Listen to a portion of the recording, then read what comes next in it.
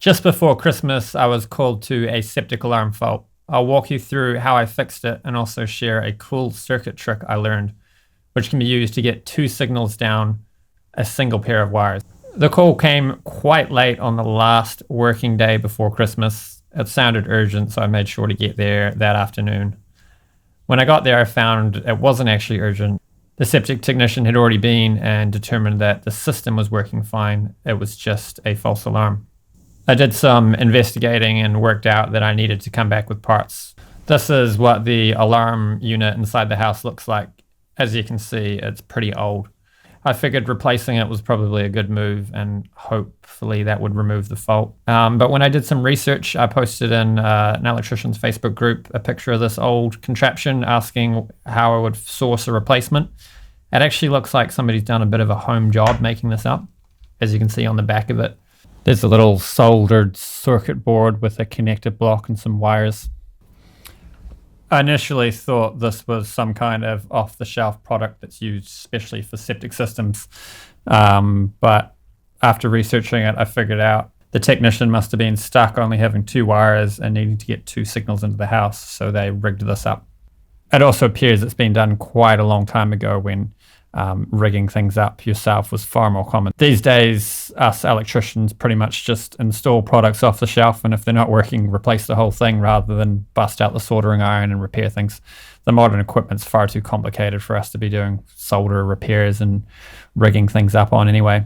So what they've actually done is a really cool circuit trick. There's only two wires that run between here and there, and an earth wire, but you cannot use an earth wire for anything but earthing. Recently there was a case of someone, a few years ago in New Zealand, someone died because of an earth wire. Back in the day, you could use it for other things, but not anymore. And it was all for a signal wire. So there's only two wires here, which means you can only get one signal down because one of them's the neutral or the return. But with this cool trick, you can get two signals down. And what it is basically is, so one of the electricians in the group, Doug Pryor, drew out this circuit. So I think it was 5 volts AC circuit, goes through this transformer, and then these diodes. So basically what a diode does is it only lets power pass through in one direction. That's why DC electronics, if you put the batteries in the wrong way, nothing happens. But yeah, so there's two diodes here, which there you can see the picture of the diodes in the actual control box. What that does is it means that the AC power, the one half of it's coming through this, and only that half, only the half of the sine wave, and only the other half of the sine wave is coming through here. So then when it gets to the box inside the house, whether you have the diode facing one way or the other way, that's the direction of the power. Like the AC power is, you draw it as a sine wave, but in the actual wire, it's the current running back and forth. So when it gets to the diodes at this end, then the one for pump one, if the float switch for that one is in a closed state, meaning alarm signal, then this light on the indoor unit will light up, and the same for pump 2. But then the buzzer isn't hooked up through any diodes, so it will respond to either one, power coming through either one of these float switches, which is also through either one of those diodes. And that's just a really simple way that circuit works. Once I understood how the circuit works, it was pretty clear that there was no way for it to have a false positive caused by the indoor unit there. So then I figured out it had to be a faulty float switch.